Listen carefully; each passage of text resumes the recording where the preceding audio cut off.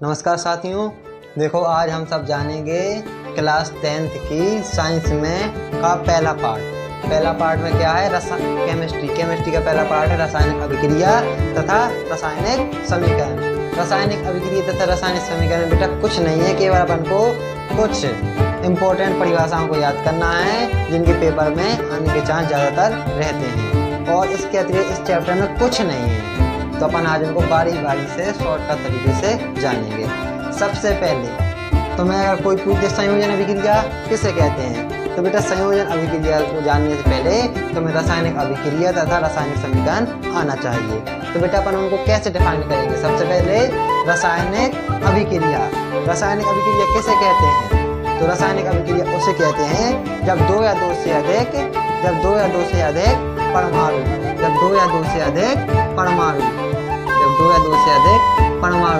एकत्र होकर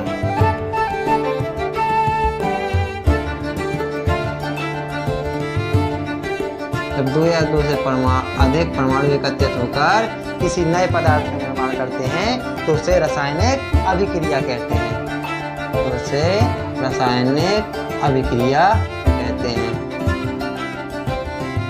carbon dioxide, जैसे रासायनिक अभिक्रिया में अपन जानेंगे कि कार्बन का संयोग ऑक्सीजन के साथ किया गया तो क्या बना, कार्बन डाइऑक्साइड। लेकिन रासायनिक अभिक्रिया में अपन को इनको मान लो रासायनिक नाम के रूप में लिखना है, ना कि रासायनिक समीकरण के रूप में लिखेंगे। अगर अपन ने रासायनिक समीकरण के रूप में लिख दिया तो वो रासायनिक समीकरण के अंतर्गत आ जाएगा। इसलिए अपन हमने ये क्या लिखा है, हिंदी में लिखा, ना कि सूत्रों में डिफाइंड किया है, ऐसे नहीं किया। और ऐसे कर देंगे तुझे गलत हो जाएगा। तो यानी रासायनिक अभिक्रिया कैसे कहते हैं, जब दो या दो से अधिक परमाणु एकत्रित होकर किसी नए पदार्थ का निर्माण करते हैं तो उसे रासायनिक अभिक्रिया कहते हैं। अब वही बात अगर कोई रासायनिक समीकरण पूछ दे तो बस सेम है, बस जहाँ पर रासायनिक अभिक्रिया को सूत्रों तथा संकेतों के रूप में प्रदर्शित किया जाता है उसे रासायनिक समीकरण कहते हैं। जहाँ पर रासायनिक अभिक्रिया को सूत्रों तथा संकेतों के रूप में व्यक्त किया जाता है उसे रासायनिक समीकरण कहते हैं। तो कुछ अंतर है कि वजह से कुछ नहीं। रासायनिक अभिक्रिया में C की जगह कार्बन नाम लिख दिया, ऑक्सीजन O2 की जगह ऑक्सीजन नाम लिख दिया और बराबर कार्बन डाइऑक्साइड बना दिया। वहीं पर रासायनिक समीकरण बस नाम नहीं लिखना, उनकी जगह पर उनके संकेत लिखना है, उनके समीकरण लिखना है। कार्बन को अपन C से प्रदर्शित करते हैं तो C, ऑक्सीजन को O2 से प्रदर्शित करते हैं तो O2 बराबर कार्बन डाइऑक्साइड बन रहा है। इस प्रकार से अपन रासायनिक अभिक्रिया तथा रासायनिक को जानना। अब हम आगे के कुछ परिभाषा जानेंगे। संयोजन अभिक्रिया। देखो बेटा परिभाषा के नाम में ही वो परिभाषा छुपी होती है। जैसे संयोजन अभिक्रिया, संयोजन का मतलब संयोग करना अर्थात जोड़ना। ऐसे नाम है संयोगात्मक अभिक्रिया, योग का मतलब जोड़ना। अब ध्यान से नाम ही पूरा है परिभाषा। तो अपन इसको कैसे जानेंगे, संयोजन अभिक्रिया को मैंने कैसे लिखेंगे, जब दो या दो से अधिक परमाणु एक साथ संयोग करते हैं या एक साथ योग करते हैं तो उसे भी संयोजन अभिक्रिया कहते हैं।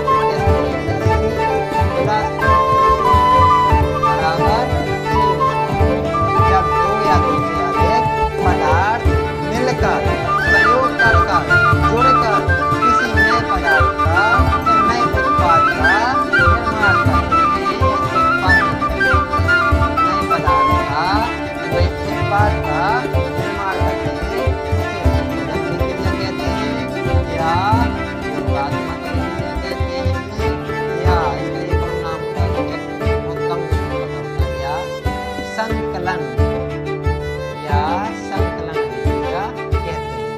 परिभाषा एक है, उसके नाम अनेक हैं, तीन नाम है। कहीं पे बोर्ड में दिवाली आई है, कहीं पे दिवाली आई है, तो कहीं पे दिवाली आई है। इसलिए अपन को तीन नाम पता होने चाहिए। अब बेटा अपन अगली परिभाषा जानेंगे, वियोजन अभिक्रिया। जिस प्रकार से संयोजन अभिक्रिया में परिभाषा उसके नाम में उसकी परिभाषा छुपी थी, वैसे ही वियोजन अभिक्रिया में भी परिभाषा साथ छुपी है। कैसे बेटा? देखो, वियोजन, वियोजन का मतलब वियोग, वियोग का मतलब अलग करना। अब मान लो दो लोग खड़े हैं, बेचारे साथ में खड़े हैं, मान लो उनकी मित्रता है।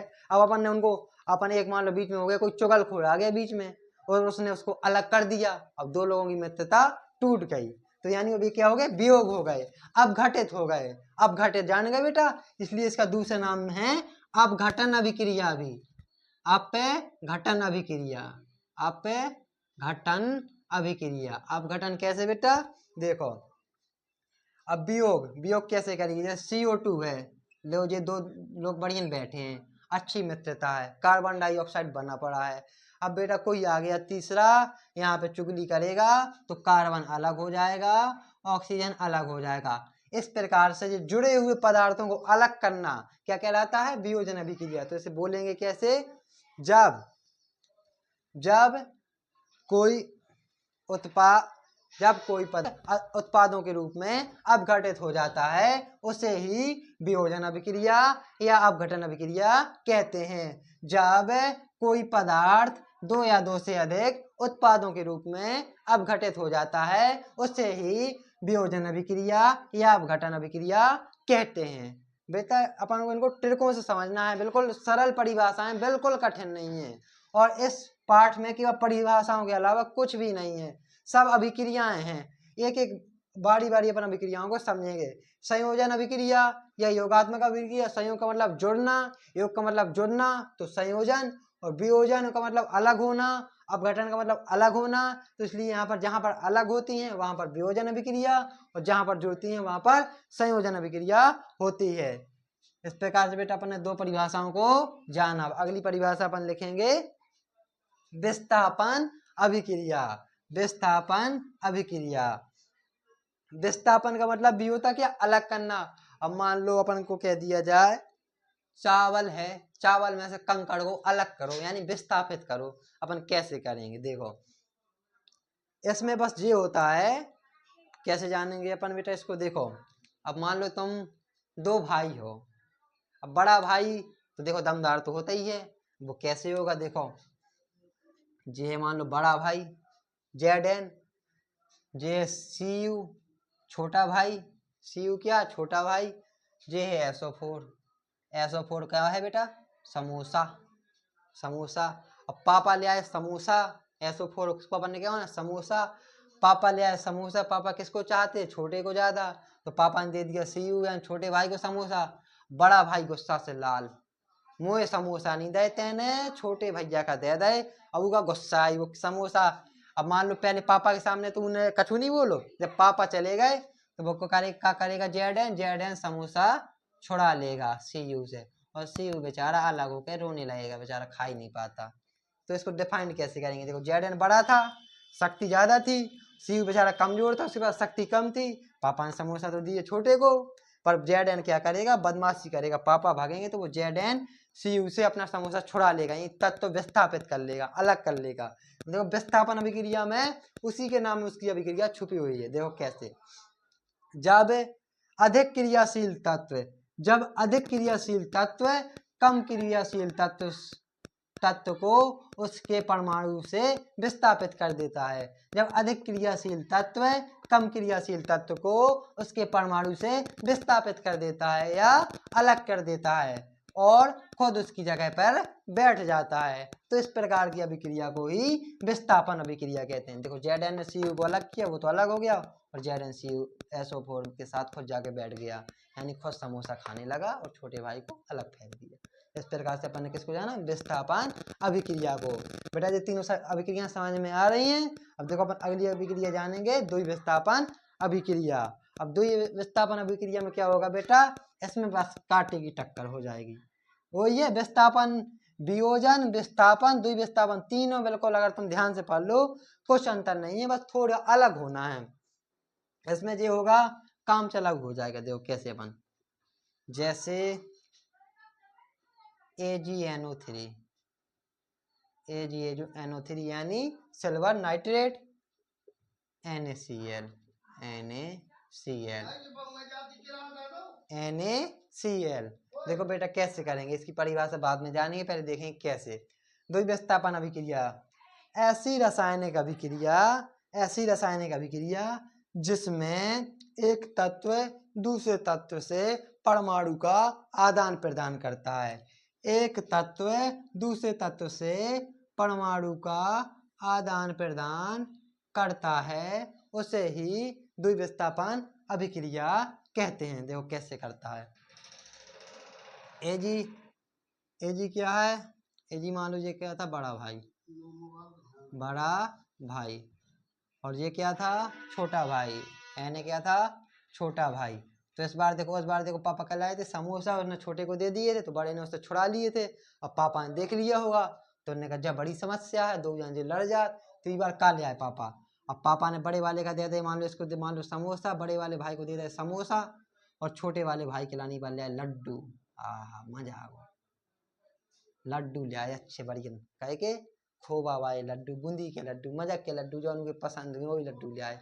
इस बार क्या हुए देखो, द्विविस्थापन अभिक्रिया में पहले मान लो 4 समोसा ले आए, तो 2 पहले भैया ने खा लए, तूने और कछु लड्डू ले आए, यानी आधा किलो ले आए, पाव भारी ने खा लए। उन्हें कहा करो भैया पाव वाला लड्डू तुम खा लो, 2 समोसा मुझे दे दो, इन काम चला लो, आदान प्रदान करेंगे। वो छग्गो खा गए, उन्हें कहा भैया लो तुम समोसा ले लो और मुझे लड्डू दे दो। उन्हें कहा तुम लड्डू ले लो मैं समोसा दे दूं, यानी क्या होगा? AgCl प्लस NaNO3, यानी सिल्वर क्लोराइड बन जाएगा प्लस सोडियम नाइट्रेट। तो अपन इसको बोलेंगे कैसे? ऐसी रासायनिक अभिक्रिया जिसमें दोनों तत्व परमाणुओं का आदान प्रदान करते हैं, जिसमें दोनों तत्व परमाणुओं का आदान प्रदान करते हैं, उसे ही द्विविस्थापन अभिक्रिया कहते हैं। द्विविस्थापन मान लो दोनों ने अपने अपने तत्व विस्थापित किया, इसने इसको दिया, इसने इसको दिया, और वहां पर विस्थापन बचता तो एक ही तत्व विस्थापित हो रहा था। तो बेटा 4 परिभाषा समझ में आई है। तो आज इसमें अपन को कुल 10 परिभाषाएं 10 अभिक्रियाएं पढ़ना है, जिसमें 4 अपन ने पढ़ चुके हैं। अगली क्लास में 6 पढ़ाई जाएंगी। धन्यवाद।